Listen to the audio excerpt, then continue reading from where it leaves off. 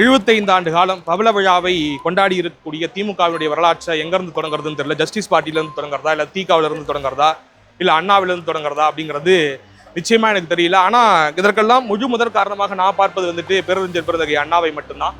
அண்ணா தேர்தல் அரசியலில் இயக்கம் கண்டு இப்படியாக நகராமல் போயிருந்தால் இன்று தமிழகம் திராவிட கட்சிகளால் இத்தனை ஆண்டு காலம் ஆளப்பட்டிருக்குமான்னு தெரியல.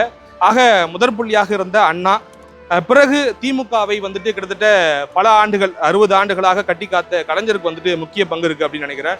50 ஆண்டுகளுக்கு மேல இந்த திமுகவை கட்டி காத்ததனுடைய பெருமை அவரையே சாரும் அப்படிங்கிறது தான். அவருடைய செயல்பாடுகள் பல விஷயங்கள் நம்மளை வியத்தகு விஷயமா இருக்கும், நம்மளை வியக்க வைக்கும் அப்படிங்கிறது தான் நான் பார்க்குறேன். அதற்கு பேர் உதாரணம் நாம் நின்று கொண்டிருக்கக்கூடிய இந்த இடமும் கூட, இந்த வள்ளுவர் கோட்டமும் கூட. இந்த வள்ளுவர் கோட்டம் அவருடைய சிந்தனையில் உருவானது அப்படிங்கிறது யாராலையும் மறுக்க முடியாது. நம்ம இன்னும் அழகா சொல்லணும்னாக்கா அதாவது தென்கோடியில் இருக்கக்கூடிய குமரி கடல் முனையில வள்ளுவருக்கு சிலை எழுப்பியதாக இருக்கட்டும், வடகோடியில சென்னையில வள்ளுவர் கோட்டம் எழுப்பியதாக இருக்கட்டும், எல்லாமே அவர் தான். அதனால தான் அவர் நம்ம கலைஞர்னு சொல்றோமோ என்னவோ தெரியல.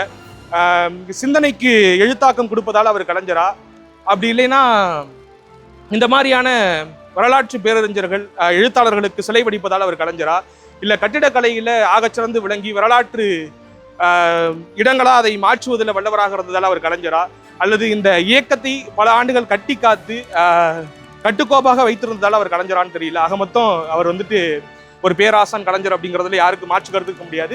இந்த கட்சிக்கு கான்ட்ரிபியூட் பண்ணவங்க ஒருத்தவங்க 2 பேர்னு சொல்ல முடியாது, கோடிக்கணக்கான ஆட்கள் இருக்கிறாங்க. அந்த கோடிக்கணக்கான ஆட்கள் அந்த ஃபைப்ரஸ் சூட் மாதிரி இந்த இயக்கத்தை ரொம்ப ஆழமா தாங்கி கொண்டிருக்கக்கூடிய தொண்டர்களுக்கு இதுல பெரும் பங்கு இருக்கு அப்படின்னு தான் பாக்குறேன். அப்படியானவர்கள் சேர்ந்து இந்த இயக்கத்தை 75 ஆண்டு காலம் வெளியில ஒரு தேர் இருக்கும், அந்த தேர் மாதிரி இழுத்துக்கிட்டே வந்திருக்காங்க 75 ஆண்டுகள் அப்படிங்கிறத பார்க்குறோம். அதனுடைய ஒரு வெற்றி கொண்டாட்டத்தினுடைய ஒரு புள்ளியா தான் இந்த அரங்கு அமைக்கப்பட்டிருக்கிறது. இங்க நீங்க அதில் நிறைய புத்தகங்களை பார்த்துக்கிட்டு இருக்கீங்க.